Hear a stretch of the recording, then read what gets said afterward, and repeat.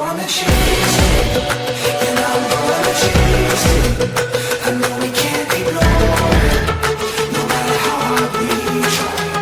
And I'm gonna chase it, and I'm gonna chase it. I know we can't ignore it, no matter how hard we try. Fire in the veins, I fight to gain, breaking all the rules to keep me sane.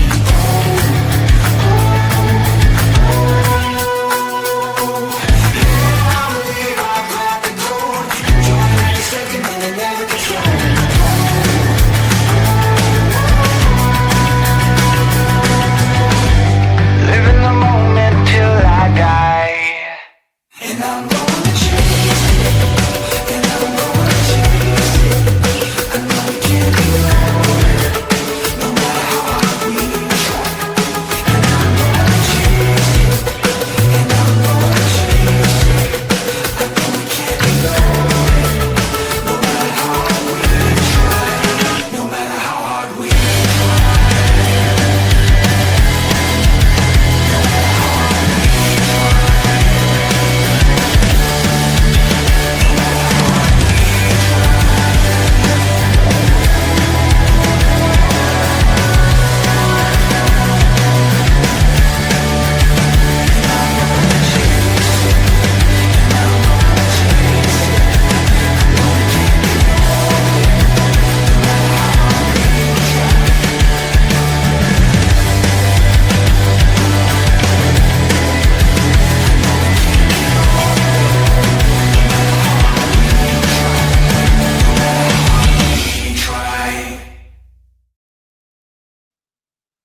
Yo, yo, yo, it's a brand new episode here on 4th and 10U. How is everybody doing? I got Mike on the mic.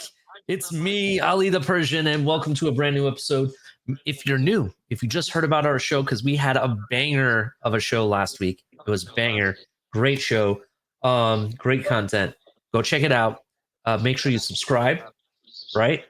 Turn on notification bell, everything. Check out our other content that we put out.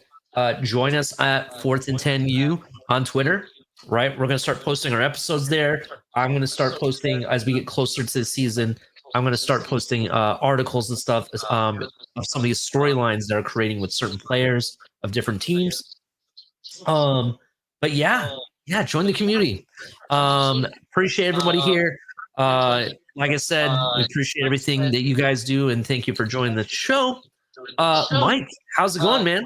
How's everything? Well, it's going good, man. Another week done, another week over with. But hey, y'all hit that like button. It's a big old thumbs up. I'll put my non-deformed thumb up, but make sure you hit that like button. But yeah, dude, everything's good. You got a Disney trip coming up? We just came. We at this point, by the time this airs, we just got back from Disney. Yes, celebrating our my son's birthday, which was early in the month, but we said for his birthday we'll take him to Disney one last time. We're doing it this weekend, at the point, the weekend we just passed at this point, right? That being said, thank you for reminding me. I am the Persian, and I do have to celebrate. If you know, you know. Happy Nowruz to all of my Persians out there that watch the show. I know quite a few people.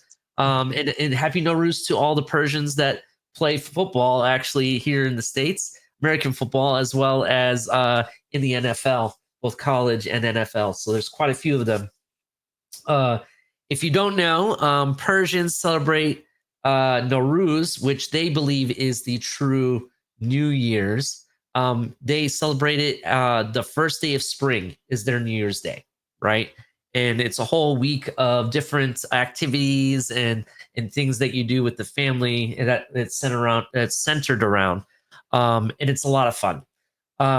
So I actually know a little bit about that. It's the first time I ever ate fresh pomegranate. I used to run a Mexican restaurant that was run by a Persian family, and man, they expanded my palate like nobody's business. But they would do their Mediterranean spices and seasonings on Mexican food, and to this day, it's something that I'll never forget. But man, the fresh pomegranate, oh, it was so good. I remember it like it was yesterday. Yeah, it's kind of funny you brought up, and that's an interesting combination. A Persian family Dude, running a Mexican restaurant, right? yeah, Um, it was called La Casita. yeah, that's funny. That's really funny. There was a famous actor, Mexican actor, that is rumored to be half Persian. Um, Cheech, you know who Cheech is, right? Cheech Marin, Yeah, right? Cheech and Chong. Yeah, Cheech Marin is rumored to be half Persian. I guess something about I guess his mother is Persian and his dad was Mexican, or vice versa. Flip it around, one of the two. That's what the rumor is. I don't know how true it is, but that's what the rumor is. But yeah, man. So Nowruz is big, and we also Persians also the real real Persians, and there's a difference which we can get in. That's a conversation for another time. But we also there's a Zoroastrian holiday that they celebrate right around the same time as the birth of Jesus Christ, right? In fact, in Zoroastrian history and in Persian history, they recognize the three wise men. You know who the three wise men were, right? Yeah. So there's a lot of stories behind that, which we can get into a later time. But they, in back-to-back weeks, they celebrate a lot of that. So yeah, I just got done having a conversation with my brother about it, so that's what made me think of it. So yeah, that's Cool. awesome. That's cool that you used to work at a Mexican restaurant. That's how you found it. Yeah, well, yeah, so I moved back in with my dad at a point in Keller, and I was just searching for a new job, and it was called La Casita, and when I Mhm. walked in, and I saw the owners, I was so confused because I was like, "Man, it's a Mexican restaurant, right?" And I'm looking around like there ain't no Mexicans here. So how is this a Mexican restaurant? But man, it was some of the best Mexican food. They did full on. They would take the entire chicken breast and they'd butterfly it for the pollo asado, and then they Yeah. do the asada. They did like fresh rolled brisket. Like the brisket, I used to watch him. He would take the brisket. They had this tomato puree that they would cook it in, and he would take the brisket out and he would pull off every piece of fat and just keep the meat. And then he would roll the enchiladas and the flautas fresh to order. And man, Yeah. it was telling you some of the best Mexican food I ever had, but it was all Mediterranean seasoning. So it was really cool. That is really cool. Like, to be honest, some of the best restaurants that you could ever find are those that unexpected ones that you're like, where did this come from? And you never think to go there, right? Um, Yep. and some of the best Mexican restaurants, in my opinion, are hole in the walls, right? Some of the best food you can Yep. find are in a hole in the wall, right? Um, Shout out to Taqueria Montanos right here in Port St. Lucie, where I'm from. The best Mexican food I think you can find on the Treasure Coast. I love it. It is so good. It's authentic. The best steak burritos you'll ever get in your life, in my opinion. Man, now I'm hungry, Mike. Look what you did to me. Real quick though, how's that smoker working for you? Dude, it's gonna be amazing. It's it's a pit boss. I bought it. My dad got it for me. I'm paying him back for it, but it's because I got a food truck dream, and this is gonna allow me to cook.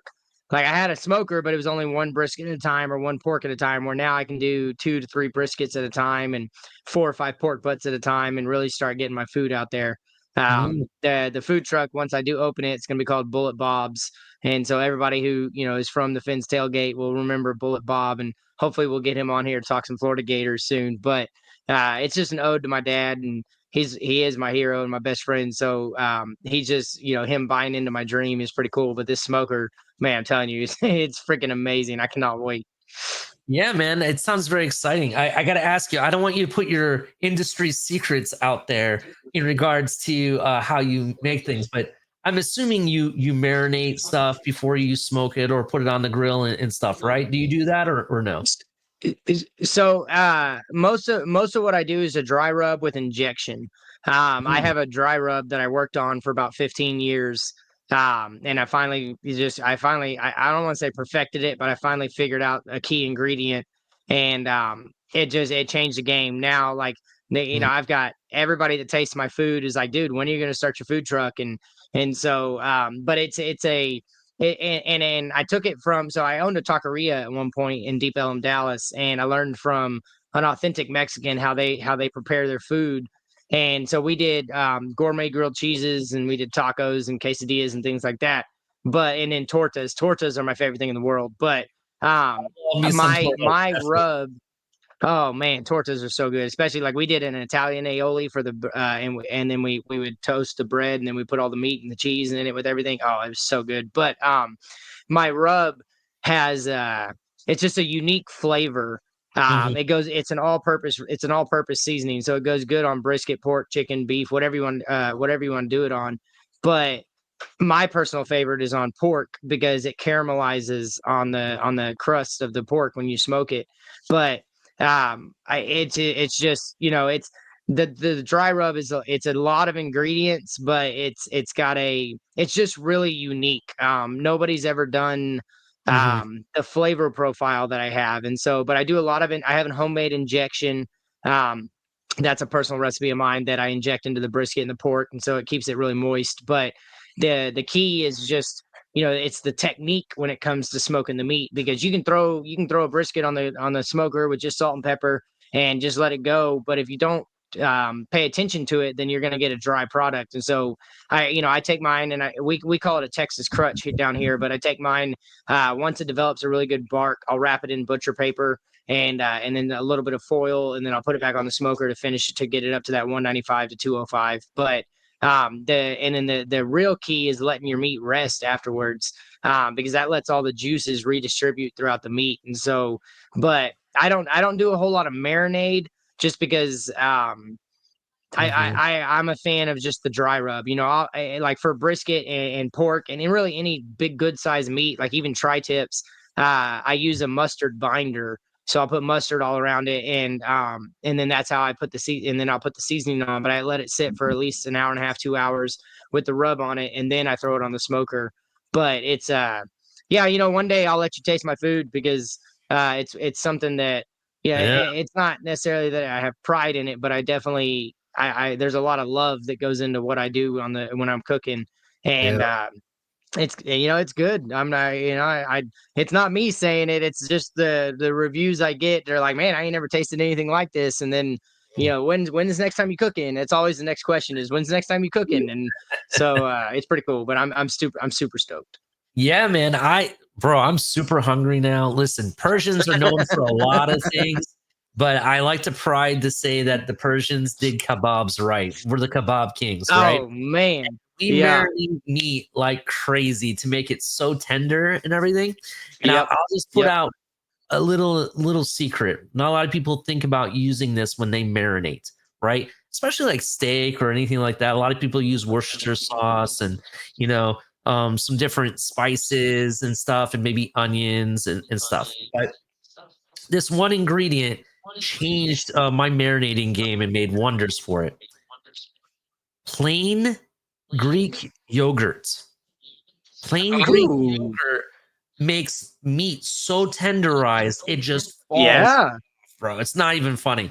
So I Huh. use that, and I also use kiwi. Both. I use both. Nice, dude. Nice. So I yes, do. I like to use apple. One of my main ingredients in my injections, apple cider vinegar. I won't touch the stuff for anything else ever, but I definitely use it for my injection. Man, you want to talk about some moist meat and some yeah. tender meat? It's ridiculous what it does. You can use the plain Greek yogurt. And I prefer like a low fat plain yogurt usually, but the plain Greek yogurt's good too. You can Yeah, I'm use gonna it. have to try it, dude. You can use it for both chicken kebabs, which it's really banging on, or you can also use it for like your beef or lamb kebabs as well, depending on what you prefer. But it just works wonders. And we do all the same other stuff, the same like adding like onions, salt, pepper, different Yeah, spices. yeah, yeah. Turmeric is another good thing to use as well as a little bit of baking soda, just a little bit. So it works Nice, wonders. dude. Yeah. Hey, we went from 4th and 10 U to 4th and 10 cooking. It's great. Yeah, I know. Let's get back to the show, man. Hit the like button. We're getting this thing started, and we're going to be rocking right off the get-go. Coaching carousel. Yes, this is an ongoing series that I think we're going to probably take this all the way into the season. It seems like every week somebody is getting hired, new coaches being added. It is crazy. This season of coaching changes has been off the chain. And this is one that we forgot to mention last week's episode. Shout out to the man, the myth, the legend, Eddie George, right? The Hall of Famer, right? Shout out to Eddie George, taking over Bowling Green State University's football program. I think it is a great fit for him. It is a Bowling Green. If you didn't know, they've been like, I want to say they've been like a 7-6 team, or like not 7-6. That's too many games, I want to say, but they've only won like 7 games in back-to-back seasons, right? I think they're like 7-5, something like that. And they still put out NFL talent, right? They got a big tight end in this year's draft, but I think there's a lot to work with there. Bowling Green is also home of very famously Urban Meyer was a head coach there. That's where he kind of got his start before he went to Utah, if you don't remember. If you know, you know. So, and Bowling Green, I know a little bit about them because they're about 15 minutes from my hometown of Toledo, Ohio, where I was born. I could drive to Bowling Green about Toledo 10. Rockets. That's right, the Toledo Rockets. I actually went to school there for a year or two. I went to school there, so shout out to them. But yeah, and not only did they sign, the man, the myth, the legend, Eddie George, right? They just hired another legacy of a legend in the NFL. Let's talk about him. Brandon Fisher has been named the defensive coordinator of Bowling Green, according to Michael Silver of The Athletic. This was reported on Tuesday. If you don't know, Brandon Fisher is the son of former NFL head coach Jeff Fisher. So that is awesome. That's really interesting. That's a name. And Jeff Fisher is the name that he just disappeared into thin air after he quit coaching, man. Yeah, if you didn't know, Jeff Fisher was the coach of the Rams from 2012 to 2016, right? Brandon was a secondary coach for the team from 2015 to 2017. So they actually kept his son with the Rams for a hot minute too. Very interesting. Yeah, so I just confirmed. It does say they were 7-6 in the last 2 seasons. So I wonder if that includes like the MAC playoffs or whatever championship or something. Yeah, I think that's yeah. But yeah, man. Kind of excited for Bowling Green. It's nice to see players become coaches. You saw recruits become players, players become coaches. It's really nice to see. I love to see it, and I'm all about the legacy stories and whatnot. There's 2 legacies that we're very familiar with in this year's NFL draft. Mason Taylor from LSU, and let's not forget Oronde Gadsden's son, a tight end / receiver out of Syracuse. So check out Oronde Gadsden Jr. Those are my 2 legacy players. So yeah, I'm kind of excited about what do you think about this coaching carousel? Any crazy stuff going on? Any more news to add to that, or any thoughts to add to that? No, I mean Chad Scott was hired as the running back coach at Texas, but I mean it's not a big name anybody's gonna know. It's just it's just crazy. I agree. Like there's been a lot of changeover this year in college football coaching. That's for sure. Yeah, Buckeyes added more to their staff. It seems like every time I turn around, I could sneeze and they're hiring somebody. They hired Bill Yates, who has NFL experience. And who was the other guy that we were talking about earlier that they just hired? Oh yeah. Hang on, I got it right here.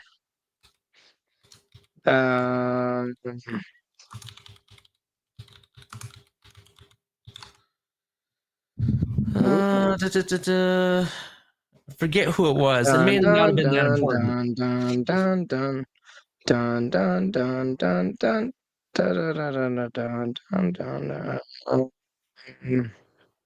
Yeah, I want to say Billy Yeah, we Yates got was Chad the big one. Scott at Texas, and then who did Ohio State grab?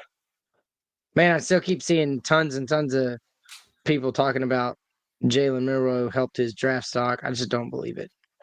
We'll 4.37 talk about seconds, it. man. We'll talk more about it later, We'll but talk about it at the definitely. end. Yeah, It's I all mean right. that's if you don't blazing have the speed. name. Don't get me wrong, but Yeah, it's okay if you don't have the name, Mike. I mean, we just keep yeah, hiring it's people good. left and right, so it doesn't matter. Yeah, for real. Yeah, it does. It seems like this coaching carousel is going to be an ongoing thing. I think I'm only going to highlight like the big ones. Eddie George was a big one, so that's why I had to bring it up. Yeah, for sure. It's shout out to the Mac, right? I mentioned in what was that 2 episodes ago or 3 episodes ago? I mentioned that the Mac is starting to become an NFL hunting grounds for NFL talent, right? I talked about that. Speaking of which, I don't know if you saw, but we started putting shorts out on YouTube, and that short got the biggest views I've seen in a while. 437 views. That short about the Mac being the new NFL Yep. hunting. So thank you for our followers and liking and viewing our content there.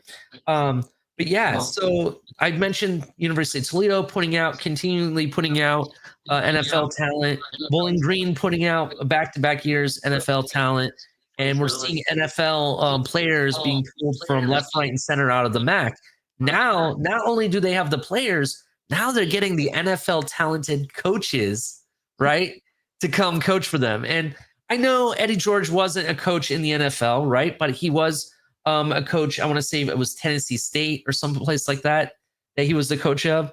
But he does have NFL experience. He can talk to these players and help them, get their dreams to come true. He can tell them, hey, this is what the mistakes I made. Don't do this when you're going through the process. He can help them through their NFL transition process, going through pro days or the NFL combine or the interviews.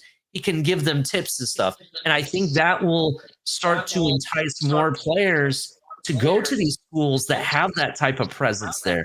We mentioned last week episode Brian Leftwich going to Colorado, right? That's And why Marshall Faulk. and Marshall Faulk, both of those, right? Hall of Famer. They also got Warren Sapp, right? I want to say they do. Talk about an NFL loaded coaching staff. Wow. That's a Hall of Fame coaching staff. Yes, it is. Yes, it is. So that is why it's important. It's Eddie George is not just a pretty face on a college. It's a pretty face that has experience, and he walked the walk. Now he's going to teach how to people to walk the walk. The same thing as Dion and what he's doing in Colorado. I do see a lot of teams starting to do this. Now, on the flip side, you're also seeing a lot of teams bring in coaches where it's a team of head coaches. That's the staff. You have the head coach, and then you have the head coach of the head coach, and work it down. Yeah. You see that. Texas is doing that. I could argue Ohio State kind of sort of did that too. You know what I mean? So it's pretty interesting what's going on in the NFL. Any last thoughts on the coaching carousel? Nope. All right. I'm proud. I'm happy for Eddie George though, because I always liked him. He was a hell of a player. Eddie George was a heck of a player. Heisman winning. That's another thing. He won a Heisman. How awesome is that? And he was 1 yard short of a Super Bowl winner too. I know. I was so mad at that, bro. I remember him leaping. Oh man. I remember him leaping. I thought he'd get it, and he didn't. Yeah, that was crazy. One of the craziest endings to a Super Bowl I've ever seen. Yeah, definitely. Shout out to Kurt Warner and the Rams, though. Was that in just real quick? Was that in Tennessee Titans inaugural year as the Titans? Oh, that's a good question. I don't I can't remember if that was the inaugural year of the Titans or was it the year after?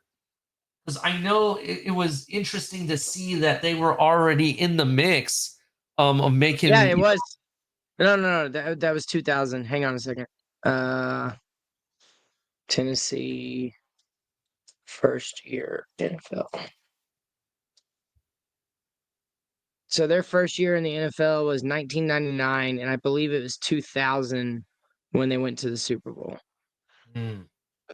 So it was their second year, I think. I could be wrong, but no, you know what though? Because hang on, I was just first year in bringing it up Nashville because was I felt it was really interesting that a expansion inaugural team, or an expansion team, I should say, yeah, making it deep playoff runs that quick into their history. Usually it takes a few years to 100%. build up, but they seem to do it overnight. It was kind of weird. Yep. So, all right, let's keep it moving. Next up, March Madness now is Fall Madness. Take it away, Mike. Man, I don't know how I feel about this, dude. So ESPN put out a 64 team college football bracket. Um, it's it's an ode to the new NCAA bracket. Excuse me, with all the extra teams, but Mhm. um, man, I just it's got some wild upsets. Well, not really wild, but it's got some mind blowing results, and I really would like to know like how they determined it, whether they just wanted to make it um interesting, or who they got to vote on it or what, because it was um it was just crazy. So like in the first round in the Midwest, it wasn't really any upsets. Ohio State over Boston College, which Boston College being there is crazy. Oregon over UCF, Tennessee over Pittsburgh, South Carolina over North Carolina, BYU over Colorado, Kentucky over Louisville, which was an upset. That was an 11 over a 6. TCU over Georgia Tech, and Arkansas over Boise State. And then in the second round, they had Ohio State beating Arkansas, and Ohio State was number 1 seed. Oregon over TCU, Tennessee over Kentucky, BYU over South Carolina. But then it gets crazy in the South Regional. So in the first round, they had Texas over Maryland, which was the number 1 seed, Notre Dame over California, Miami over Kansas, Florida over James Madison, another team I don't understand why it's in there, Illinois over NC State, Virginia Tech over Iowa, which was another 11-6 upset. They're definitely following the trend of NCAA March Madness. But then they had USC over Minnesota and Tech over Utah. But in the final, or in the semifinal, they had Illinois beating Texas. And in a million years, I don't care if Brett Bielema is a coach or not. In a million years, I don't see Illinois beating Texas. So it was really confusing. But then they had Notre Dame over Miami. And in the final, they had Notre Dame beating Illinois. So you have out of the South, you had Notre Dame. Out of the Midwest, you had Ohio State. And then in the in the East, and they had the first round was Penn State as the 1 seed over West Virginia, Alabama over Syracuse, Michigan over Army, SMU over Tulane, Memphis over A&M, which I love that. That's a 12 over 5 upset. And then they had another 11-6 upset with Wisconsin beating Oklahoma, Mhm. Indiana over Washington, Nebraska over Arizona State. And in the second round, they had Penn State over Nebraska, Alabama over Indiana, Michigan over Wisconsin, and Memphis over SMU. And then, so in the semifinals, it was Penn State beating Memphis, Alabama beating Michigan, and then it had Alabama beating Penn State. With a new quarterback at Alabama, I thought that was kind of crazy too. So now you have Alabama, you have Notre Dame, and you have Ohio State.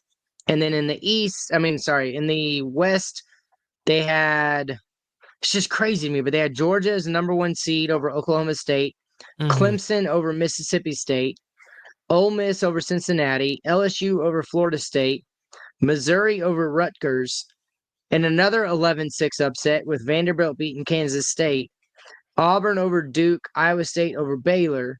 And in the second round, they had Georgia over Ohio State or Iowa State, Clemson over Auburn, Ole Miss over Vanderbilt, and LSU over Missouri. So they in that one they had the 1, 2, 3, and 4 seed make it out. And in the final four, Oh, sorry. And then in the semifinals, they had Georgia beating LSU, Clemson beating Ole Miss, and then Clemson beating Georgia.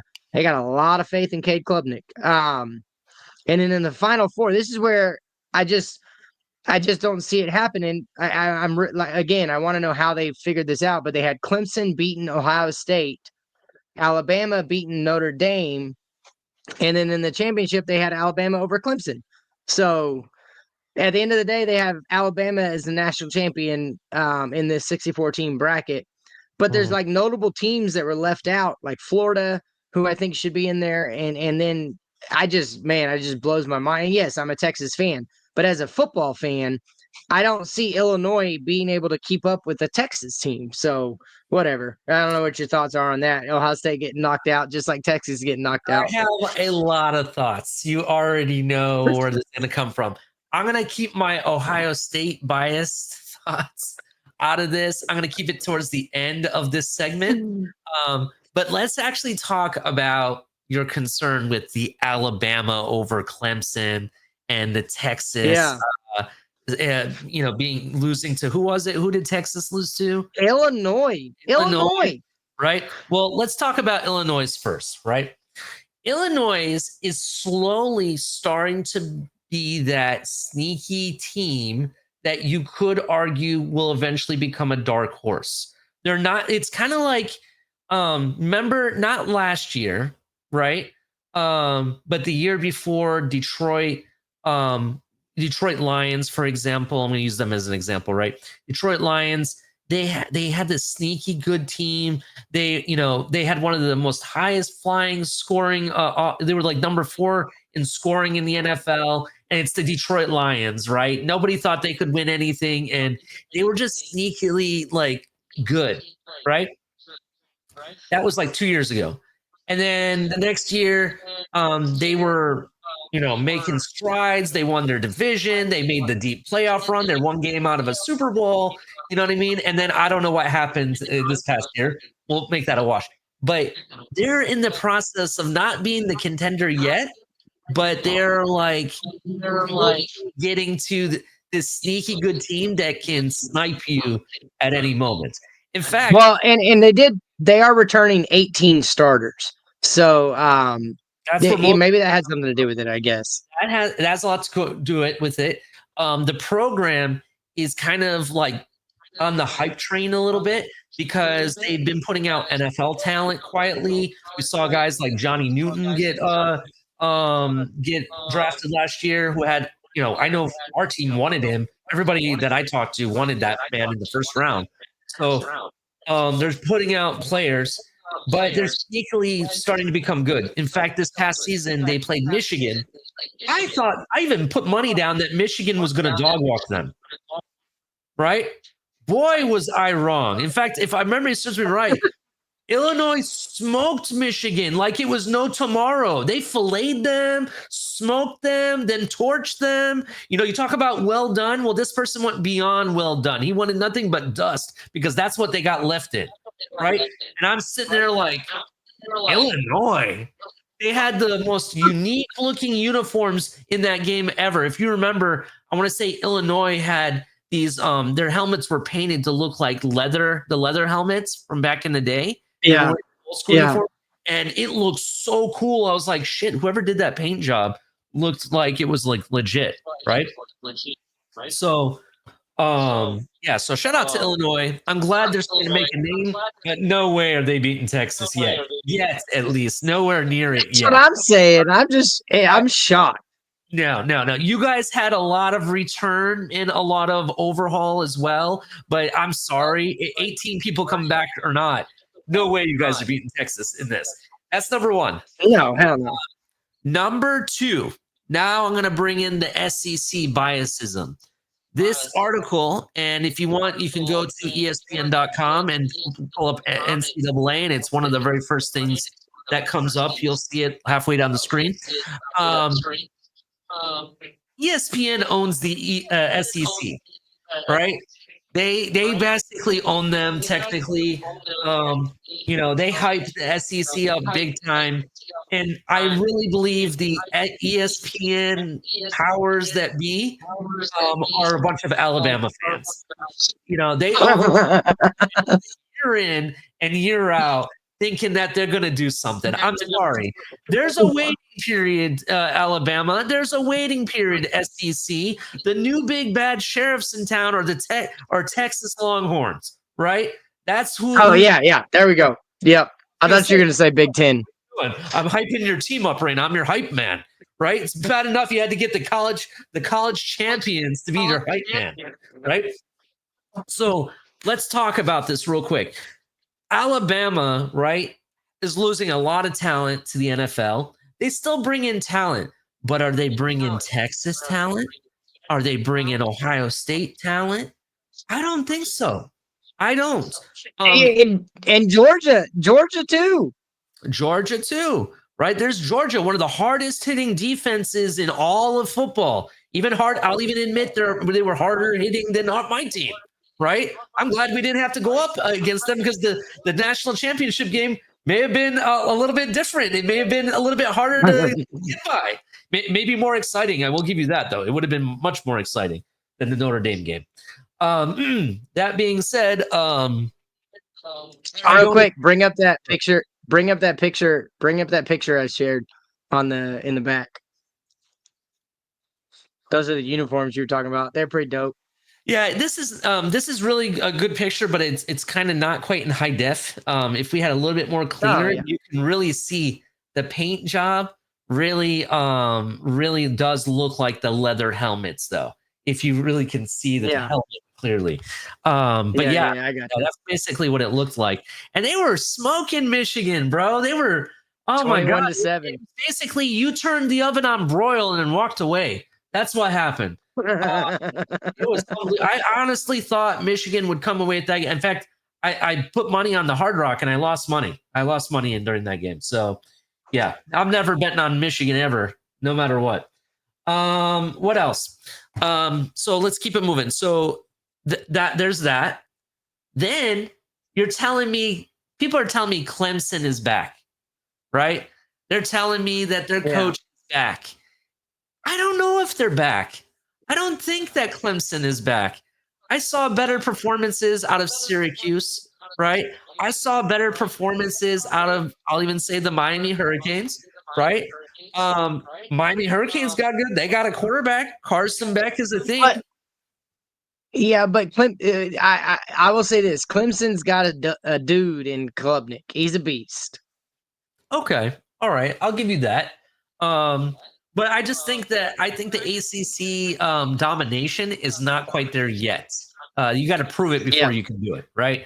And I want to say that the ACC has some steep competition. I know Syracuse is going to have a new quarterback as well. We'll see who ends up being their starter. But I will tell you that Miami's really gunning to get over the hump this year, right? They want it bad. Right? They thought they had it last year. Disappointingly, it didn't happen. Miami is going to do whatever they can. And what's his name? Their coach at Miami. What's his name? Cristobal. Yeah, Cristobal. Coach Cristobal. Mario Cristobal. Yeah, Mario Cristobal has he knows this is a do or die year. He has to put something on paper that shows that they got it, right? And I don't know what it is with Florida teams, but Florida teams getting screwed left and right. We saw Florida State out of the playoffs, Miami out of the playoffs. You know what I mean? Alabama couldn't even do it. No, I mean, there's some shenanigans going on there. I'll admit that. But yeah, Hurricanes have to do it. So it's also disappointing that we didn't even see the Gators, right? You mentioned the Gators. Gators, for me, they did so well towards the end of the season that I was at one point. You can ask our dear friend Shake. I told Shake that they need to fire their coach. Their coach should be out of there, right? This was beginning of the season. Yeah, and then they turned it around like crazy. Like that. It was ridiculous, yep. Right? I'm telling you right now, based on that hype, based on some of the recruits that they got on National Signing Day, I know they signed some good ones. They're going to be on They got a that. stud at quarterback. Yeah, they have a stud at quarterback. I'm telling you, they're my dark horse to win the SEC if Texas can't do it. If it's not Texas, I'm So going. when That's where I'm going. Go ahead. I don't disagree. And when they played Texas, they were playing with that Harvard transfer at quarterback. I truly believe if I'm gonna find his name really quick. If they had played if they had played with their starting quarterback, who they switched to, I think it was like 3 or 4 games in, starting quarterback. I think they could have actually beat Texas that game because they were moving the ball. They weren't doing terrible, but they were doing decent. But they were playing with a Harvard guy at quarterback, and so like DJ Lagway's his name. I like Lagway. I think he's a dark horse for a Heisman potential next year too. But yeah, I mean, I agree with you. Florida's on the up and up, and the way they got a really good defense. Their coach was able to galvanize the locker room after they started so poorly, and all the talk about him getting fired. And all he did was show the university. He's like, I got something. And my dad, being a huge Gator fan, Bullet Bob, he just wants them to keep them because he's tired of the turnover at coaching. But I do, yeah. I mean, I don't disagree. Florida is definitely somebody that. Hell, if you want to go to Vegas and potentially make a good amount of money, I'd go bet on them to win the SEC for sure. Definitely. I kind of, they're my dark horse. I have you guys at number 1, and then they're my number 2. And then followed by Alabama and Tennessee. That's kind of like in that order. I just think don't sleep on Georgia. Don't sleep on Georgia, Bubba. Georgia is going to be really good again next year. We'll see. I still don't know if they have the receivers that they need, to be honest. We'll see how well they do. I know they're going to be very good, very strong coached. I know their defense is going to be good. It's going to come up to their quarterback and how far he can lead them. So that's why I said, yeah. So get back to the bracket. What else is your thoughts? So another things I saw, Penn State over Memphis, right? That was, I believe that was, where was the that? Semifinal. The semifinal, right? First of all, I don't think Penn State's going to get to the semifinal. Let's talk about Penn State real quick. I know they got Drew Aller, right? Amazing. Great. But name me one thing that Drew Aller needed more than anything that they couldn't do if their life depended on it in this past playoff. He couldn't throw the ball because they got no one who can catch the ball. They got receivers, no big time receivers. And I looked at the National Signing Day. Yeah, they got some names that were interesting, but are they proven yet? No, they're not. You don't even know what's going to happen. I'm going to tell you straight up right now. I don't believe Drew Aller is going to be able to throw against bigger time teams. I'll be surprised if they even get to the playoffs. I'm just going to point that out. Now, I know they signed. Everyone thinks, oh, you're just saying that because they got your defensive coordinator. Well, guess what? Defensive coordinator or not, all right, I have to give it up to Jim Knowles. He's a really good defensive coordinator.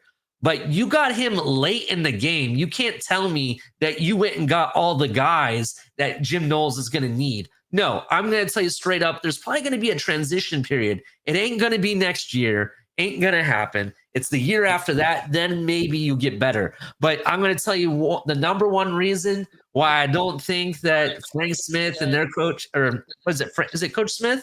What's the Penn State's coach name? I think I missed it. It's definitely not Frank Smith. No, hold on. James Franklin. Sorry, James Franklin. I had Frank correct. I don't know why I was thinking Frank Smith. James Franklin, right? Is Frank Smith even a person? Yes, he's the Miami Dolphins offensive coordinator. Sorry about that. I'm on something else today. You got my blood boiling seeing this bracket, to be honest. I felt like you'd be okay. Honest to God, I thought you'd be more pissed off that Michigan's a 3 seed than anything else. So Oh, I'm I just gonna haven't say gotten that. to that yet. We're building up to that. I told you I was going to leave Ohio State kind of alone, and let alone Michigan, right? I'm going to leave them alone until the end of this segment. Let's get back to Penn State, though. Penn State, the one thing they do consistently, and this goes to Coach Franklin for all that he's worth, or you can take this that you will. He will consistently shit the bed when it matters, right? He doesn't know how to win the big games, right? And if you tell me games that he won in the college football playoff this past season was big, I would argue no. Look at who the competition was. Did he go through a grueling what Ohio State had to go through? No, he didn't. Did he have to go through what Texas had to go through? No, not even close, right? So, and then you saw what happened against Notre Dame. Notre Dame made their offense go Super Mario style, like they ate the star. It was 60 against Penn State, who also highlights not only do they have Drew Aller, not only do they have what is his name, Tyler Huntley, I think it is, and not only do they have running backs, they have one of the best defensive players I've ever seen. Abdul Carter, who should be the #1 overall pick in this draft, but he won't because he's not a quarterback, right? They have them, and they still couldn't do anything against Notre Dame, right? Because why? He couldn't throw the ball. They have no wide receivers. What's the point of having a quarterback if all you can do is run the ball? And let's talk about them beating Memphis, right? Did you read the review about what it said? Let's read it. Yeah. Memphis impossible to run to Sweet 16 comes to a crushing end as Penn State builds a 21-3 lead, then tees off defensively on a Memphis offense that has to resort to throwing the ball or just about every down. Defensively, I agree with this statement so far. Then it says, Nicholas Singleton and Katron Allen each run for more than 100 yards for the Nittany Lions, who finished with 290 yards on a ground as a team. Where's Drew Aller? Where's the supposedly #1 quarterback in the 2026 draft? Where is this guy that said that he was going to be the next Josh Allen? Where is he? Well, they can't throw the ball. They got to run. That's all they can do. I can't believe they're doing it against Memphis. Holy crap. And you tell me they're making it to the semifinals?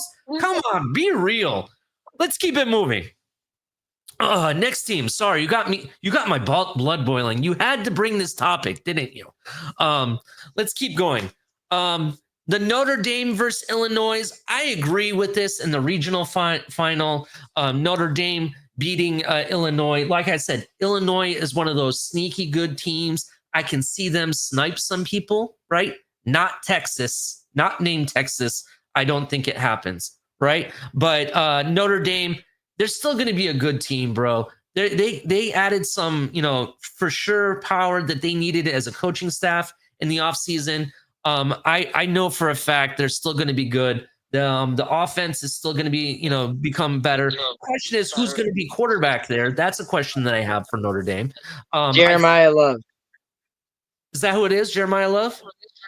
Yep. Is that the guy that we saw that was throwing much better passes than Yep. Yeah. Yep. I liked him. That's who they should have started with, to be honest. Go ahead. I like Marcus Freeman too. I think he's a hell of a head coach. I actually am shocked that he didn't leave for the NFL. He made the right decision going to the Ohio State.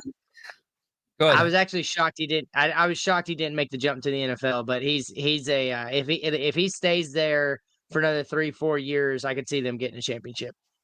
Yeah, I think he's going to stay there until his project is over, and then I could see him becoming a NFL coach. Maybe if we ever get a new expansion team, or maybe some of these teams that move off. I'll tell you what, though. Good. That kid Jeremiah Love. Look out for him, dude. He had a hell of an arm. I know this isn't college related. Jeremiah Love does have a hell of an arm, and I love the touch he has on the ball when he throws it. I definitely agree with that. But outside of college football, if Marcus Freeman ever does go to the NFL, watch out. Cleveland might be a destination. Think of this, right? If you didn't hear, the Cleveland Browns are looking to build a $2 billion 2.5 project, billion. Yeah. William Project Dome in Cleveland, which I think is amazing, right? In Cleveland, it would actually put Cleveland back on the map, right? And then in addition to that, you have, I don't know if you know this, but Marcus Freeman is famous in Ohio. People are still loyal to him because of what he did for Ohio State. He has a massive following. It's really close to Notre Dame still. All the people from Notre Dame can come see him. It's a perfect spot for him. People would treat him like royalty. So that's why I think it would be good for him.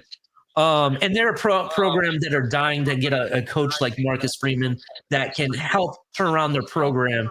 Not this what you've seen the last 10 years from Cleveland, to be honest. You mean the last 30 years? Come on now. 30 years. Yeah, 30 years. I'm sorry. So let's keep it moving. So I agree with the Notre Dame. Notre Dame over Miami. Yeah, I could see that. Like I said, they got questions on defense. They got questions on offense. They got they have good talent coming in, right? I know they signed some people today, I believe, that committed to Miami or whatever. They definitely have good recruits coming in. The problem is that they're freshmen. They're too new. You know what I mean? Not proven. So I can't go by what they did last year. Like if Cam Ward was there, yeah, they might be able to get past Notre Dame here. I don't know. That defense was really suspect. So we'll see. I'm not even going to address the Illinois and Texas game because you already know Texas should be able to fillet and smoke them. In fact, torch it like it's a volcano and walk away. Right? I don't even know how Illinois. I don't know who was smoking. I think the NCAA has rules. Especially rules that are for misuse of illegal substances and stuff. They need to go find this person and put them under a drug test because I think they need it after reading this track. Let's keep going. I'm telling you, you got me on a new level here. Now we'll address Ohio State. Ohio State versus Tennessee. I do expect this game to be closer, like they said, right? I do expect Ohio State to still come over with the win. Tennessee sort of has some question marks on defense, specifically. They're losing a lot on their defense. Two defensive line starters, as well as a linebacker on that team. So the defense is definitely suspect. They may have gotten with some of their recruits that they brought in. If they start, they may have gotten a little bit better offensive line. So Tennessee is one of those teams that I think that could give Ohio State a much closer battle. It's not going to be a blowout like we saw last year. But I still think Ohio State's going to dominate. I don't think anybody can handle J.J. Smith, no matter if you man-to-man, no matter. If it's zone, don't matter. You need to have like 3-4 guys covering him to a point where we don't even throw to him to actually beat us. Right? There's only 2 teams that claim that they stopped J.J. Smith, and one of them is trying to pass false narratives, and that's that team up north trying to say they stopped J.J. Smith. I'm sorry, you didn't stop shit. All you did was we decided not to throw to him, and that's why we lost the game. If we were throwing to him the whole game, I'm sorry, that's a different outcome, and everybody knows it, right? We'll go to the Oregon game. I'm sorry, he made them look like schoolgirls. He made Oregon look like schoolgirls this past season. And we'll talk about Texas, right? You guys did the smart thing. You put three guys on him, admit it or not, but you did, right? Macumba was there. I want to say Bonner was there, and one other. Barron, and then they had our slot. I can't remember his name, but our slot DB. He was triple covered pretty much the entire game. So we were like, we don't really need to throw to him right now. Everything else was kind of working for us a little bit. And shout out to the defense of Ohio State during that game. But we'll talk about that later. I know that's a sore subject for you. So I agree with that. Tennessee beating Oregon is going to be kind of questionable. Oregon still has a really good program. I know they still want to be competitive in the Big Ten. The question mark is QB. QB, right? Does Tennessee have enough to beat Oregon? I don't know. I want to say that Oregon still has enough talent on their team. to maybe overcome Tennessee. So that's kind of questionable. I do, if there is a team to maybe upset them, Tennessee could do it, but I kind of think that Oregon's a little bit better offensively than Tennessee, where I want to say Tennessee is a little bit better defensively. So it's one half dozen the other, to be honest. Ohio State versus BYU, that's a no-brainer, bro. If you think we're going to let some Utah BYU team come and beat Ohio State, I'm sorry. But 28-23, you got to be kidding me, bro. We got J.J. Smith in house. We got Bo Jackson in house. We got Turbo Rogers in house. We got everybody in house, right? Got better in many different positions. I'd agree. I would argue our offensive line looks better. Our defensive line looks better. Come on, man. We're the champs. And you think we're going to just take it from BYU? I'm sorry. I'm going to say 48 to maybe 10 in that game. Let's keep it moving. I think that's everybody, right? I think I addressed everybody. I don't Except for Michigan being a 3 seed. Oh, yeah. Michigan 3 seed. I doubling down. I want to know, did whoever wrote this article or came up with these brackets in the seeding Graduate from Michigan? Jeez. No, not just that. Did they, and I'm going to double down on my illegal substances. Did they find that baseball player and learn how to smoke, a line of something? I'm not going to name who that is because we have YouTube watching this, but did they snort something before writing this bracket up? Because I'm sorry, I don't care if Michigan got one of the best QBs in all of the land. Look at everything else they have. They lost their starting tight end. They lost one of the better corners that they've had in a long time, not named Charles Woodson, right? You look at their running game. They lost players there. They lost both of their defensive line, Kenny Grant and Mason Graham, right? They lost it all. It's pretty bad. I'm an Ohio State fan, and I know more about Michigan than this guy who wrote this up. So they lost all of that. And you mean to tell me they're going to come in and actually be able to compete to be a number 3 seed? Are you kidding me? I'm sorry. USC got better. Indiana almost ran a table. I'm going to put Indiana above Michigan at this point, right? Until Michigan comes out, their quarterback starts playing games. We see what's what. He even. I'm gonna take a pause right there. Did you hear what the quarterback of Michigan, their new 5-star recruit quarterback, started talking about? No. Just the smack that he's already been talking. No. So Michigan QB, right, is already telling everybody that Ohio State needs to run for the hills. Gosh. Calling a shot at the biggest rival that team has, the only rival, we'll argue, the only rival. Even though Michigan and Michigan State is a thing, I'm sorry, I'm pretty sure Michigan hates Ohio State more than Michigan State. He's already calling them out, right? You do realize that Bryce Underwood. Fire Underwood is the name of the quarterback. That's what I meant to say, right? It doesn't matter what his name is because it's still trash. The whole thought process that you're going to come in as a rookie and smoke everybody, I'm sorry. You need to slow it down. You're a rookie, right? Play some games. Then when we get closer to the game, then start talking smack. Because I'm going to tell you right now, if Ohio State does what I think they should have done last season to you guys, it's going to look really bad. It's going to look really bad. And I would say that for any rivalry game, right? Even if Eli Manning, who's your biggest rival at Texas? Who's your biggest rival? Oklahoma. Let's say Eli Manning says, yeah, I'm going to throw for Arch Manning. Arch Manning is what I meant to say. I'm sorry. I knew who I meant. I said the wrong name. Arch Manning is like, yeah, I'm going to throw 5 touchdowns against you guys, and there's nothing you can do about it. And he goes and maybe scores 2 at the very most. That's some shit. You talked all that game, got everyone hyped up for what, right? Guess what? There's only one man in the college football playoff this past season that did that, that talked some game, and he walked the walk. And you know who his name was?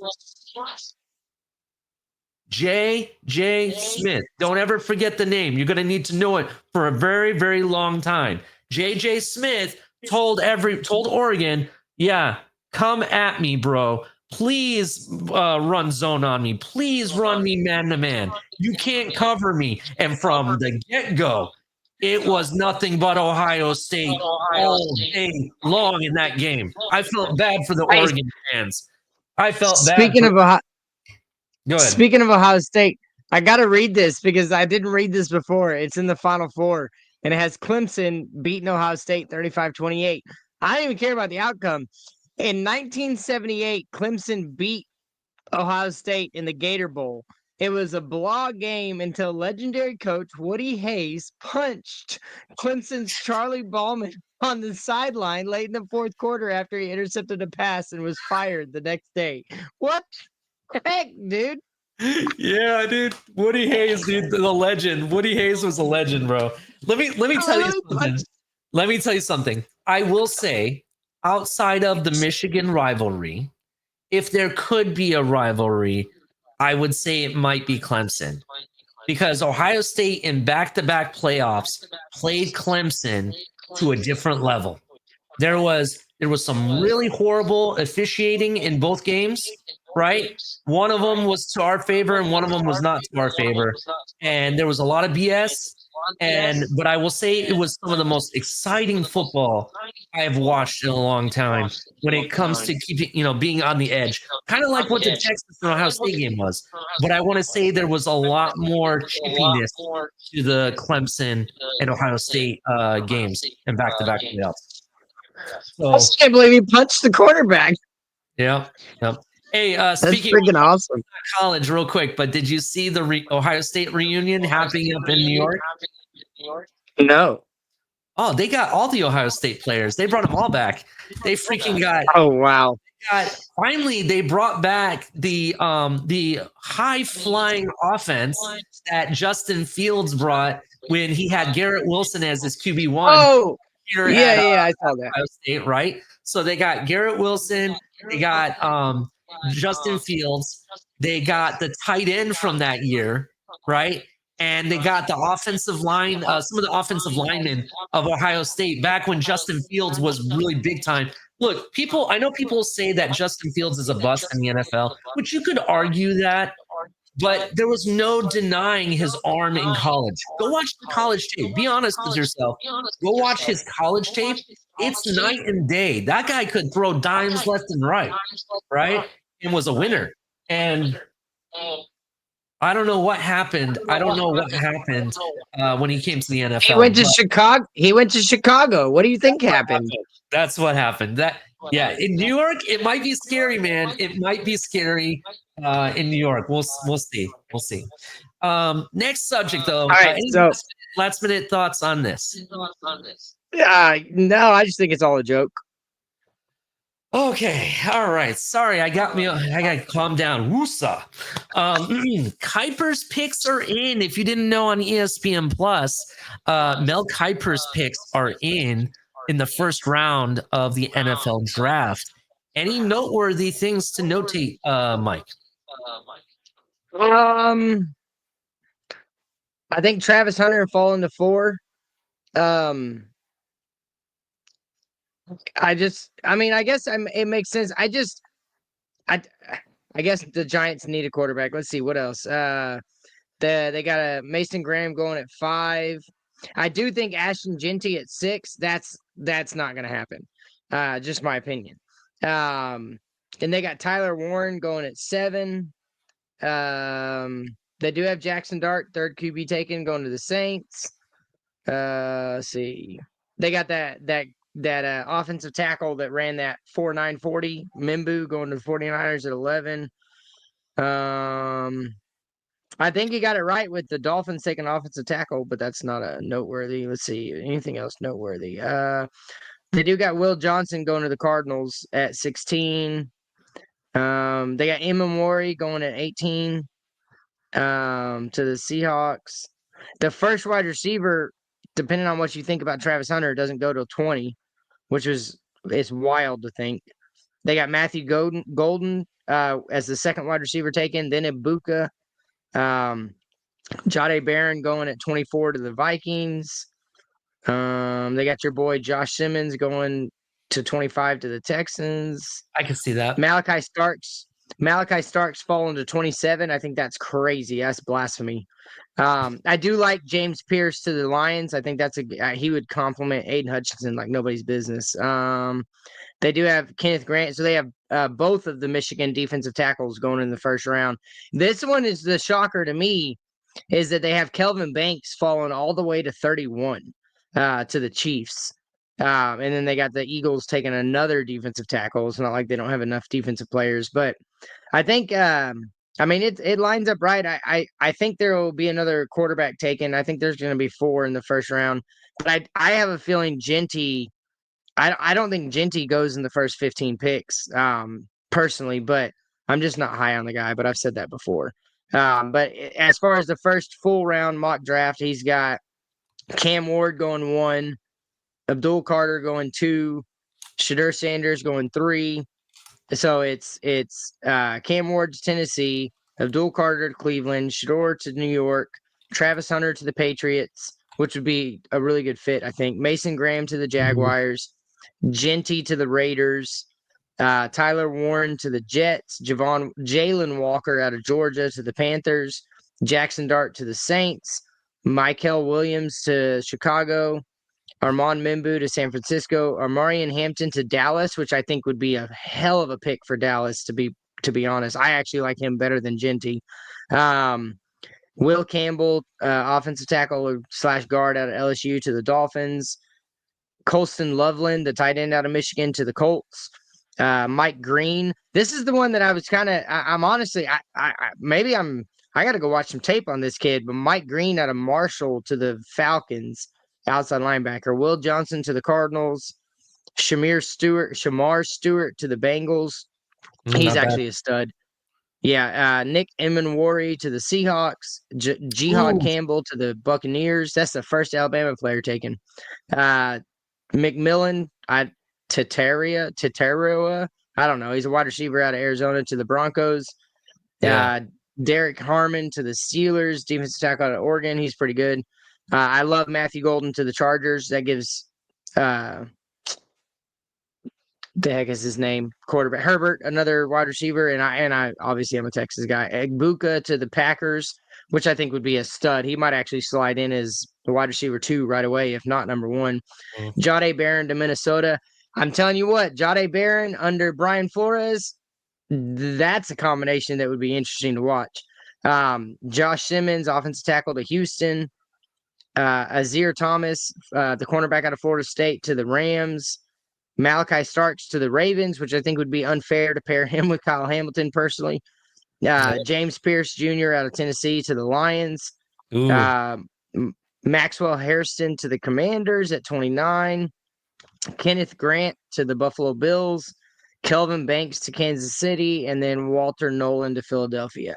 I don't really like Kuiper, but I think he's got I'd say he's probably got 60 to 70% of those picks correct. I just think it'll be fascinating to see if Starks actually falls to 29, Kelvin Banks to 31. I just think that's kind of rough to see both of those guys falling like that. But and then Genty at 6, I think that's a reach. Yeah, I kind of agree with that. So some interesting things here, right? I agree with the number 1 overall pick. I do think it's going to be Cam Ward no matter what. Then you have Abdul Carter going to Cleveland. Now, a lot of people are high on this. Browns are going to take Shadur Sanders. I don't buy into it. I don't see where Myles Garrett wants out, right? And they go get Abdul Carter, right? But they just gave Myles Garrett that massive contract extension, so he knows he's there for life. It's hush money. Which I kind of, maybe in that sense, because they did that, they're going Shadur. But Abdul Carter, it's so hard to say no to Abdul Carter. Could you imagine having Myles Garrett and Abdul Carter on the same line, right? Hell no, that's tough, man. Scary. That's scary if you're any offense, right? New York Giants to Shador, I think that might be a thing, right? And I'll tell you because if you know anything about the New York Giants brass, right? They like to like throw you a left field quarterback that you won't expect to be the guy. Go ahead. So I got a crazy prediction, but I actually think Jackson Dart goes to the Giants and Shador goes to the Raiders. It's possible. I do have Raiders as being one of my destinations for Shador. It makes sense. He was supposedly trained by Tom Brady, so that's where the connection Oh, is. he also posted a picture of him with Geno Smith. There is a picture of him and Geno Smith. You know what I mean? But here's the other flip side of it, though. They have a I'm sorry, their coaching staff. I don't know if it correlates with Shador Sanders, though. You know, you look at it, they have Chip Kelly and they have God, what's his name? Their head coach, their new head coach. He is a former Seahawk coach. You know what I'm talking about? Coach at Oh Stanford. yeah, Pete Carroll. Pete Carroll. They have Pete Carroll, right? Was it Stanford or USC? I know he was a California team. USC. It was USC. USC, right? So he was the one that lost. He was the one that lost to Texas in 2005. yes, and he was also the head coach that made the biggest blunder in Super Bowl history by passing the ball. Right? Near here, there. It's a whole different story at this time. Hey, but there's a rumor that was on Russell. There's also a rumor that is actually on our favorite team's quarterbacks coach. So that's fair. He was the offensive coordinator back then. Yeah, we'll see. But here, let's talk about it for real. What Chip Kelly likes to run, and the type of prototypical quarterback that he likes to have in his house. I don't know if Shador Sanders is that kind of guy. You know what I mean? I don't know. We'll see. But can we see another Eli? Do you think we could see another Eli Manning and Phillip Rivers thing where he demands to be traded? If a certain team picks him up, I do think that could happen. I could definitely see that happening. But the reason I think Giants Shador Sanders makes sense isn't he like friends with the wide receiver that's there? Right? Oh man, you just put me on a dang it, I forgot his name, but yeah. But the other part of it is that New York City, right? New York is made for prime time. New York is a primetime city. New York is exactly made for the type of hype that Sanders and Dion and the life they like to live, right? That's why Malik Neighbors. There you go. Malik Neighbors. Yes. Out of LSU. Yeah. Yeah, I want to say they're friends. I could see the Giants definitely picking him there. I expected Travis Hunter to drop down to 4 at least. So no surprises so far with me there. So do you not think the Giants will trade up to try and get Cam Ward? I think they'll try. They'll just be unsuccessful.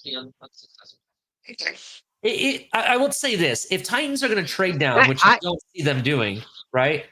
I do expect it to be the Giants. That's what I'll tell you. I expect it to be the Giants, if anybody.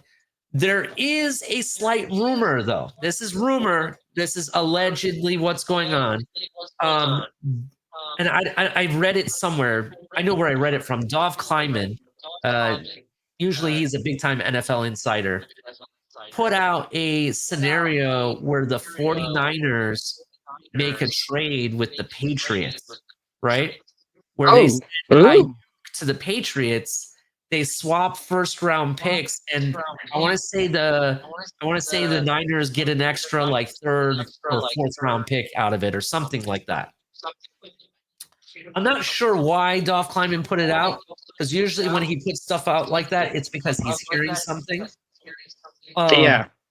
But if something like that happens, could the 49ers be one of those teams that are trying to move their way up the board like the Eagles did like a couple years back, if you remember?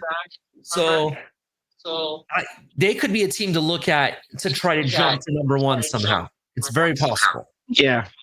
Imagine Cam Ward as a 49er. That would be kind of sick too. Yeah, but they're about to extend Purdy. I don't know. I don't think they'd be going for a quarterback. I think they'd be going. Good. I think they'd be going for a wide receiver if they trade up.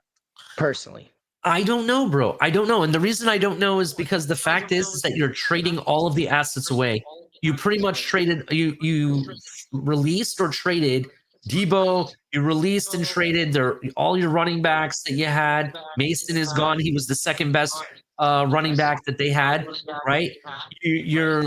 All their defensive tackles are gone. Like, you just went and signed what? You tried to get Joey Bosa. That didn't work out. He's a Bills now, right? You got no money, and you want to pay Brock Purdy a 7th round pick? Really? You're going to pay Brock Purdy? Hey, he was Mr. Irrelevant, not just 7th round. Mr. Irrelevant, and now he's relevant, I guess. I don't know. I just don't think it's happening. Jacksonville, Mason Graham, yeah, that makes sense. I agree. Ashton Genty to the Raiders, possibly. That's I just think that's too high for him personally. I do think it is too high.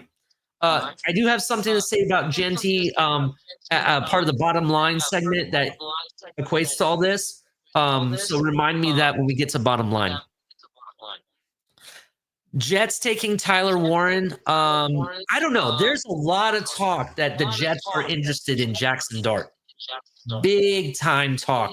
I saw it up and down my feed that they're very interested, which I was kind of hoping he'd fall to our team, but we'll see.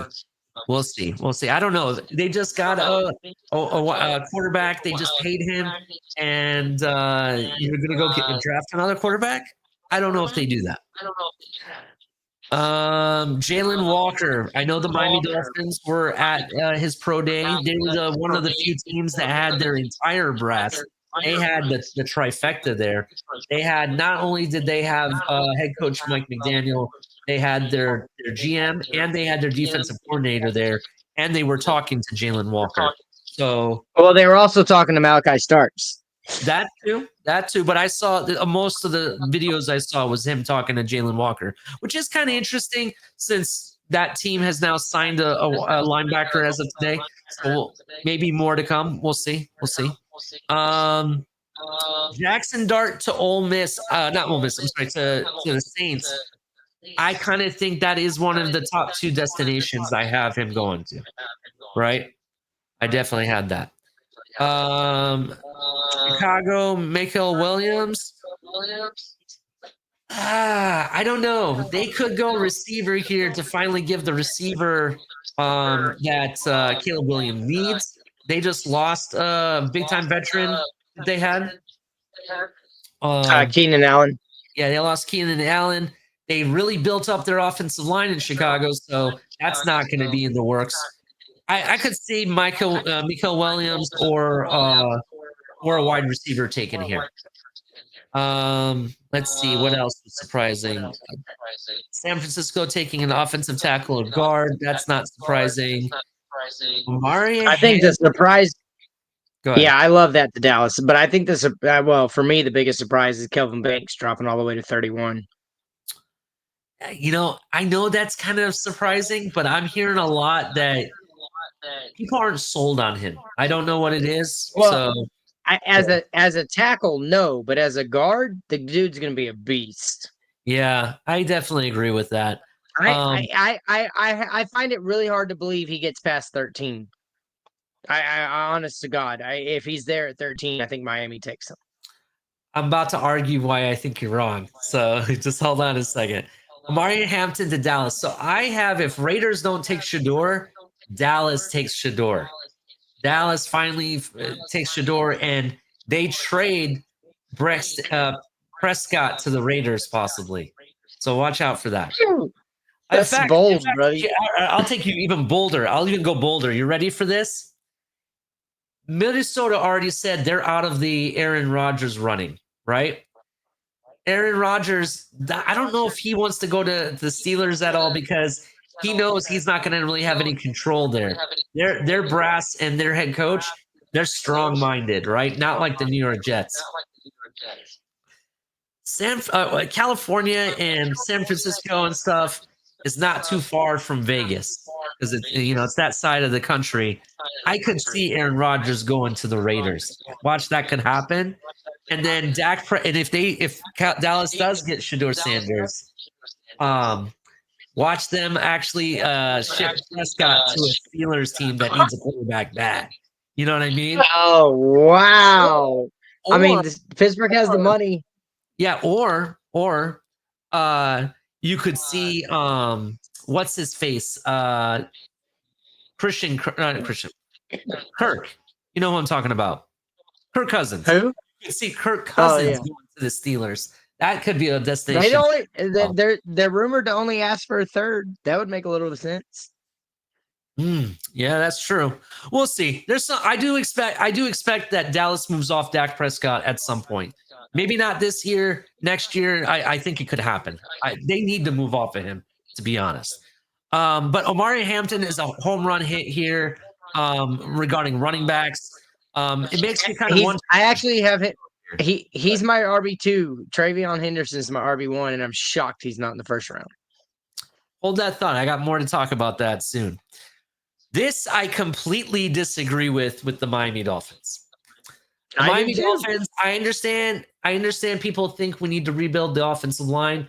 Well, I argue they already have both of their offensive tackle starters in-house. They have Patrick Paul. We have Austin Jackson. They're your starters, right? We got our starting guard in. Some would argue that we brought in our other starting guard in, but I don't think so. I just don't see the Miami Dolphins drafting Will Campbell or a Kevin Banks just to be a guard in the first round when really at 13. I just don't see that 13. Maybe later. Who's playing left guard? Who's playing left guard? Well, I think it's going to end up being Daniels that plays left. Actually, I take that back. He's right guard. Right guard, right? He can play both. He can play both left or right guard. But Daniels will be right guard for sure. So he will play right guard, and then left guard. I think you trade down and you get a guard later on. That's what I think really what will happen. Because you need to walk away with two bona fide starters in the first and second round, bro. And I don't see you drafting a guy just to be guard in the first round. Guards usually go in the second or third round. I know, but I'm telling you, okay, you can call me Homer, whatever you want. Kelvin Banks at guard is going to be a monster. If the Chiefs get Kelvin Banks, they'll win the Super Bowl next year. Okay, again, they could if they do it in a trade down scenario, okay, but I'm not doing it at 13. Okay, I'm just telling you, not at 13. I think that what you're going to see here is you're going to see somebody on the defensive side of the ball. I actually think it's Eamon or Malachi Starks. Personally. I agree with you. I kind of see that. And the dark horse of this would be the corner position. There's Will Johnson. He's not off the board yet. I still think there's a scenario where Miami trades down, gets Iman Wari, and then maybe, just maybe, getting another corner, depending on where they fall and everything. Jahdae Barron to Miami kind of could happen too, depending on if they get the right trade down. Oh man, that Jahdae, where Kuiper has Jahdae going to Minnesota, dude, Brian Flores would have a field day with that kid. Yeah, I think he's going to. Everything else looks about right. I expected Loveland to go to a place like the Colts. Mike Green, you mentioned him earlier. Mike Green. I don't know him.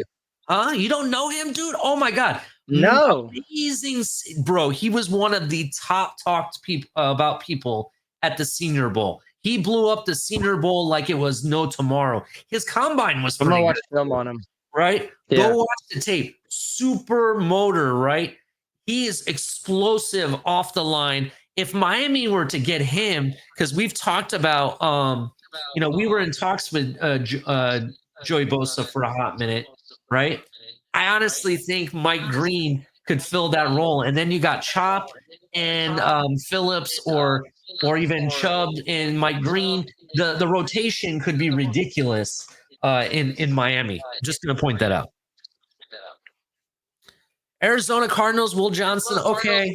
Smart Stewart to Cincinnati. I agree with.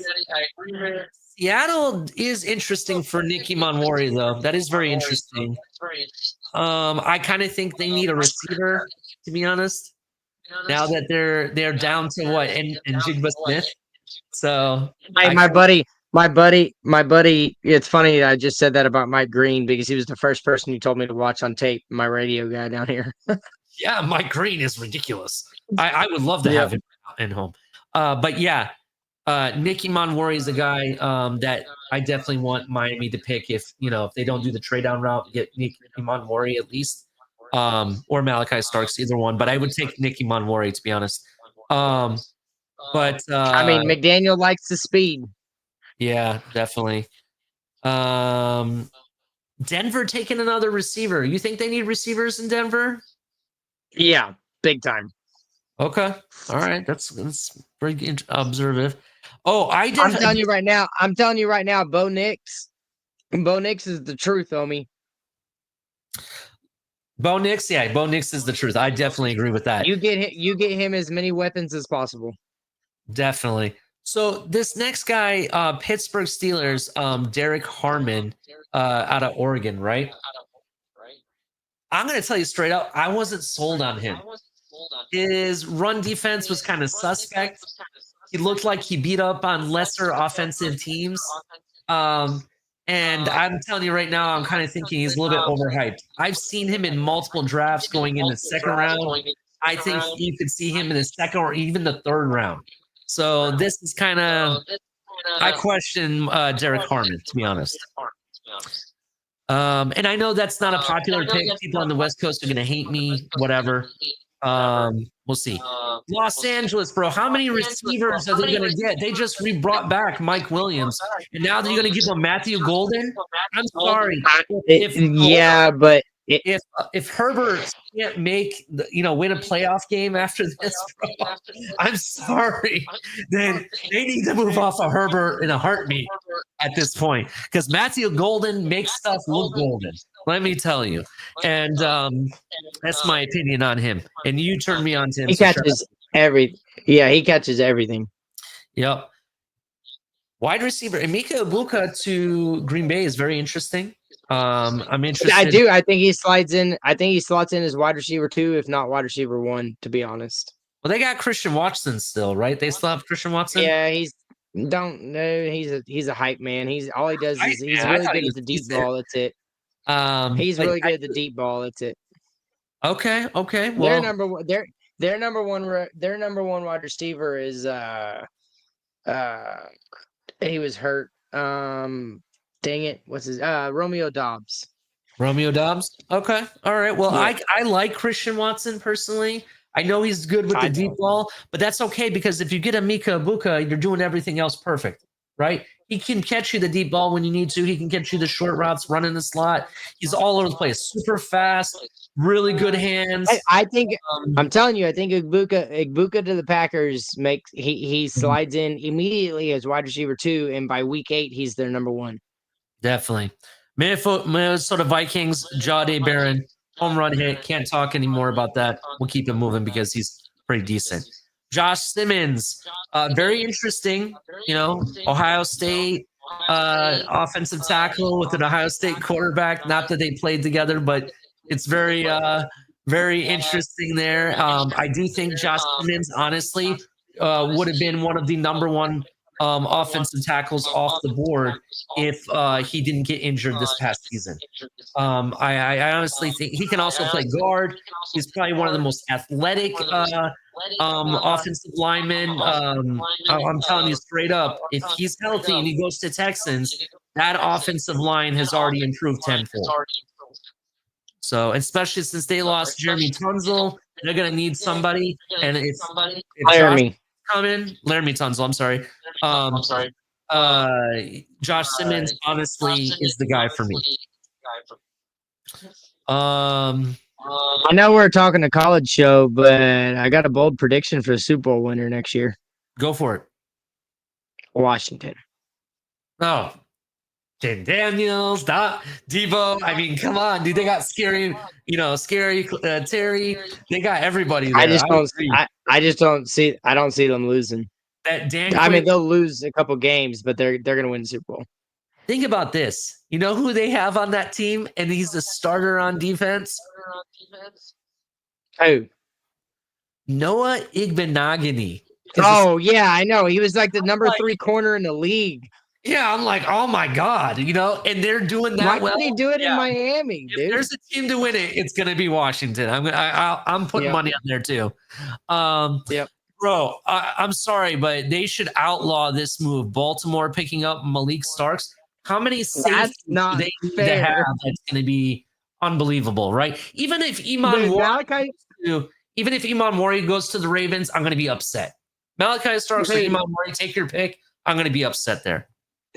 That'll be, for me, that'll be the greatest safety tandem of my lifetime. Either one of those guys playing with Kyle Hamilton, it's just unfair. Yeah. James Pierce, that's going to be very interesting as Detroit Lion. He looks like he's a Dan Campbell kind of pick. Dude, yeah, and him and Hutchinson, good luck. Yeah, good luck with that. Commanders picking up Maxwell Hairston.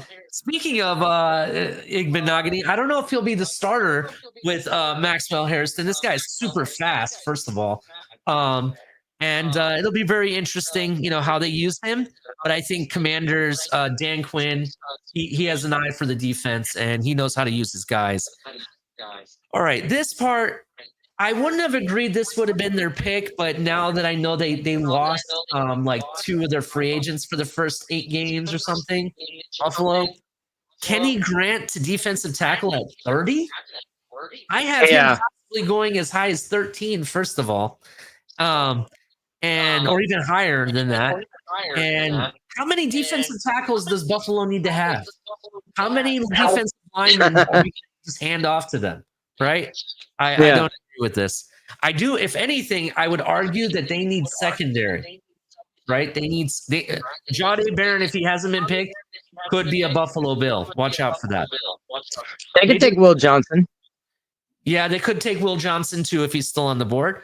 But Buffalo just traded what's his name? Ayer Kalam or something like that. They just drafted him. Yeah. Not even I want to say it was 1 or 2 years ago, and they already drafted him. So, and he got beat out. That draft pick got beat out by an undrafted free agent. That's why they traded him. But yeah, Calvin Banks Jr. to Kansas City. That would be nuts. I just don't see him dropping that far down the board. No, I really don't. Like, I promise you, if he's at 13, Miami takes him. Yeah. And then Walter Nolan. Hey, what you're not thinking about with Miami is you're worried about guards. Terron Armstead's not coming back. The reason he's not playing again. They gotta get a left tackle, and they got that kid out of Houston to see if he's the guy. But if you can get a guy who until week 10 or 11 was the consensus number 1 tackle in the draft, if you can get him at 13. I don't see them passing on him. I really just don't. Like, it's because, like, Armstead took the pay cut because he's not playing this year. He may not play again in his NFL career. He may be done. They got to get a tackle, bro. But they already did last second round draft pick, bro. Patrick Paul. Patrick Paul, if you didn't know, had 0% offensive holding calls called on him last season, right? 0. That's fair. Right? Then in addition to that, I have more. Hold on, let me find it because I had some interesting stats on him that I had. Let me find it real quick. Where did I see it? What do you think about the Eagles taking another defensive lineman? It's not like they have enough. Well, I kind of thought Walter Nolan was one of those could be second round draft kind of guys. So it kind of lined up, to be honest. Let me find real quick. I want to read the stat to you. Shoot, I can't find it. I wish I had it. But he had some interesting stats. His performance, he had like 337 snaps, no holding calls, right? I want to say the pressure percentage was not, nowhere near as high as what you would expect, right? And he held it down. He held it down. So that's why I kind of feel like you already kind of have that kind of guy here, right? You have Austin Jackson. You look at some of the players they brought in. They brought in their right guard, as you mentioned. I know people don't want to hear this because his offensive tackle tape was absolutely horrible. He's good depth. He's good depth. That's it. If you know who I'm talking about, Boram or something like that. Yeah. Yes, but if you look at his guard tape, he was throwing people around as a guard, bro. I'm telling you, I think they could fill him. He seems like one of those guys that they'll fill at guard. But I expect Miami to pick up a guard, just not in the first 2 rounds. It's going to be in the 3rd round that you're going to see the guard pick up. Telling you, So, mark my words, bro. Mark my words. If Kelvin Banks is at 13, Miami's drafting him. would you like a $50 bet? $50 bet. Shake. There you go. I'm good. Now you're going to be paying me $100 and a $50. I might as well just have you pay for my plane ticket.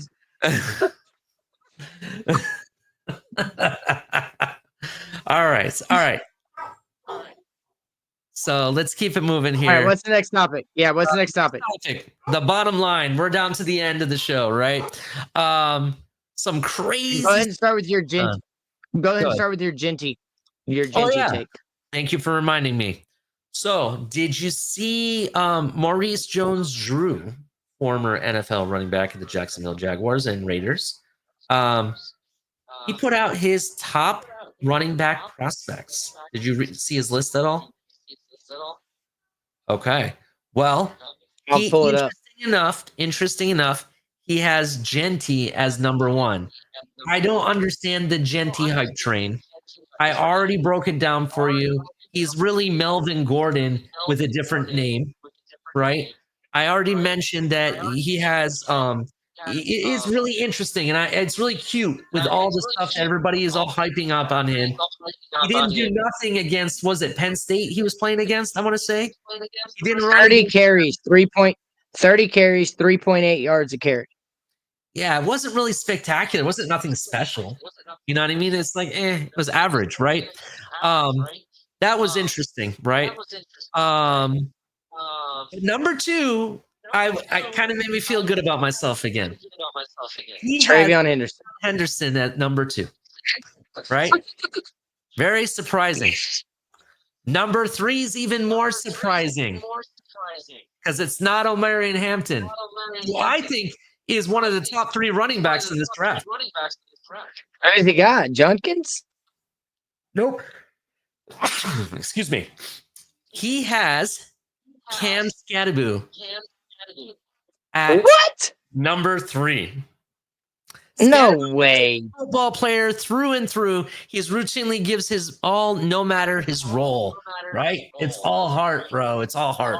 That's basically what he's touting about his endurance, his conditioning is trash, bro. First of all, I'm not going to take MJD as a analyst anymore. He is not scouting. He is touting his beliefs based on Pro Football Focus. Omarion Hampton at 7 is absurd. I guess the only person that was better than him in a PFF score was Genty. So that's what he's going by, according to what he's written here. Number 4, he makes up for it, in my opinion. He makes up for it with Keyshawn Judkins as his number 4 running back. But to his credit, though, and I do think that Keyshawn Judkins is very underrated in the draft. Judkins is one of those, I'm going to hit you. You know, he reminds me of. I'm sorry. Go ahead. I was going to say, Judkins reminds me of Pacheco, just a better version. He runs angry. Pacheco, he's a better version. Yeah, he's a better version. And I do have him more than Cam Scatterboot. Like I like Cam Scatterboot. He does a lot well. My issues are with endurance, his strength and conditioning. Is it going to be able to translate to the NFL for a long period of time? I don't know. I don't know. One last thing. The one thing we skipped over when Trevion Henderson. Trevion Henderson. This is still a passing league, if memory serves me right. Trevion Henderson is one of the best pass blockers out of all the running backs. Go watch the tape. Go look up YouTube videos. He pancakes And pass catcher. and pass catcher, yes, and pass catcher for sure. Great hands. So those are his top 4 running backs that are day 1 starters. He said, day 1 starters. System backs are from pick 5 and down. DJ Giddens from Kansas State. Interesting.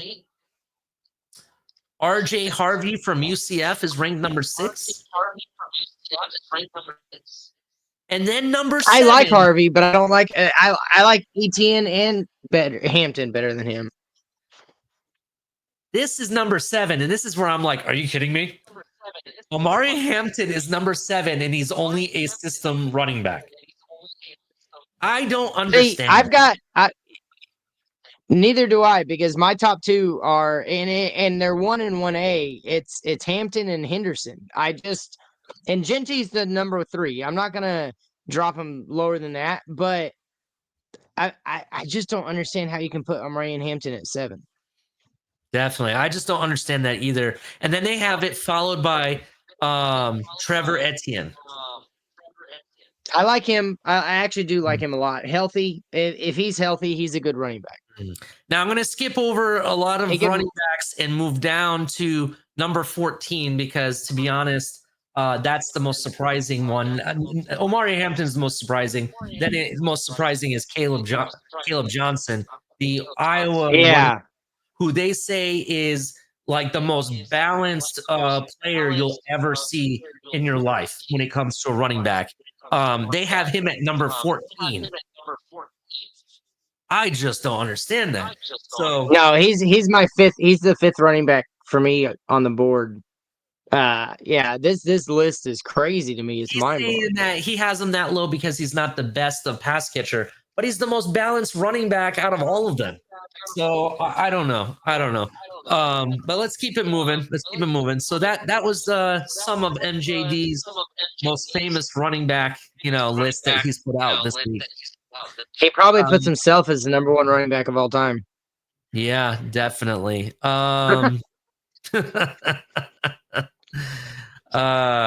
Let's see. Oh, speaking of which, I don't know how what the rules are with the transfer portal, but last week I mentioned the Red Raider, Mika Hodgins. A&M. Yep. Yeah, from Texas A&M. No, he was a Texas Tech Raider as well. Oh, that's right. And he went to A&M. Yeah. And joined the portal again. I won't be surprised if Buffalo tries to call him up because he was one of the top 10 prospects in this year's transfer portal. So it's very possible. What else to talk about? We already talked about a lot of news. Yeah, I want to say that's pretty much all. The bottom line is you need to like this video and you need to subscribe to us and you need to go follow us on X and you need to just shout from the rooftops that 4th and 10U is the thing. Definitely. Tell your friends, tell your mom, tell your parents, tell everybody about us. Make sure you hit like and subscribe. Turn on the notification bell if you're new. And make sure you follow us on X. We're trying to build our community. Listen, yeah, I'm an Ohio State fan. Yeah, he's a Texas fan, but we're just all about college football. That's the bottom line. I want to talk about everything. I talked about teams like Colorado. We talked about the MAC. We talked about the Texas Tech Raiders. Everybody. I want to talk about it all. And soon, I do want to get Bullet Bob up here. I definitely want to get your dad up here. And I have some friends. We'll do that. We'll do that in June when we bring out our We'll do June or July when we bring out our season predictions. Definitely. Soon to come. I want to say next in the next 2 weeks, you're going to see some mock draft episodes for round 1 and round 2 back to back. We'll do that the next 2 episodes. Then we'll have draft day. That whole week, I'm off of work, so I'll be broadcasting live on the TFTG network. You guys can come here and watch us talk about the draft. Mike, you can be on the show and everything with us because we're going to be talking a lot about these players. And you and I know, are going to be banging our heads like, what were they thinking? Or, wow, that's a super good pick. Holy crap. I know we're going to be talking about it, right? What else is coming up? Oh, we will do a breakdown. We'll have full episodes where we break down each Power 5 conference, where we break down the ACC, where we break down the Big Ten, the SEC, the Big 12, and I don't know, is the Pac-12 even a thing anymore? I think they're gone, right? I guess.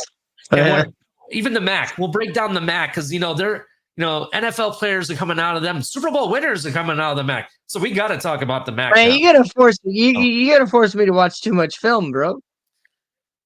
Oh, you got to catch up, bro. When I'm not doing anything, I stay up. If people don't know, I'm a night owl, right? I'm up till 4:30 in the morning watching tape. That's what I'm doing all day long. And I know sometimes it may not seem like what I'm talking about, but when you get to where I'm at and you start seeing things my way, you'd be like, wow, you'll be surprised. Hey, and a disclaimer for those of you that like to comment, about our intelligence or what we're watching or whatever. We've been very clear. This is just two guys that love the game. We're not experts, and we just like watching it. We have opinions, and we're here to share them. And you wouldn't be watching if you didn't want to hear somebody's opinions. So thanks for your comments. So yeah. But meanwhile, we love you all. Everybody hit the like button. Turn on notification bells, like I said. Till next time. We'll see y'all later. Have a great night, everybody. hook 'em.